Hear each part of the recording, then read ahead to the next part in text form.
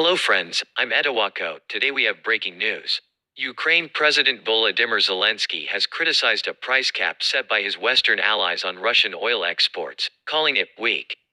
The cap, approved on Friday, is aimed at stopping countries paying more than $60, 48 pounds, for a barrel of seaborne Russian crude oil. Russia says it will not accept a cap on prices for its oil exports.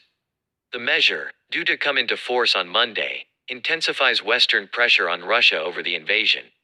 But Mr. Zelensky called the price cap a weak position and not serious enough to damage to the Russian economy. Russia has already caused huge losses to all countries of the world by deliberately destabilizing the energy market, he said in his nightly address.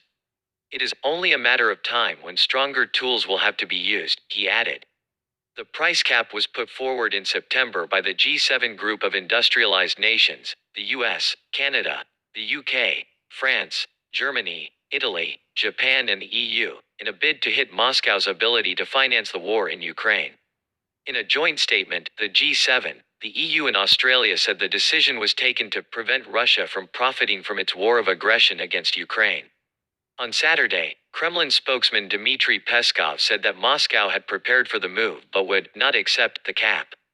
Though the measures will most certainly be felt by Russia, the blow will be partially softened by its move to sell its oil to other markets such as India and China, which are currently the largest single buyers of Russian crude oil. The agreement of a price cap comes just days before an EU-wide ban on Russian crude oil imported by sea comes into force, also on the 5th of December. The price cap, which is meant to affect oil exports worldwide, is meant to complement that. Countries which sign up to the G7-led policy will only be permitted to purchase oil and petroleum products transported via sea that are sold at or below the price cap. Ukraine's Western allies also plan to deny insurance to tankers delivering Russian oil to countries that do not stick to the price cap. This will make it hard for Russia to sell oil above that price. Before the war, in 2021, more than half of Russia's oil exports went to Europe, according to the International Energy Association. Germany was the largest importer, followed by the Netherlands and Poland. But since the war, EU countries have been desperately trying to decrease their dependency.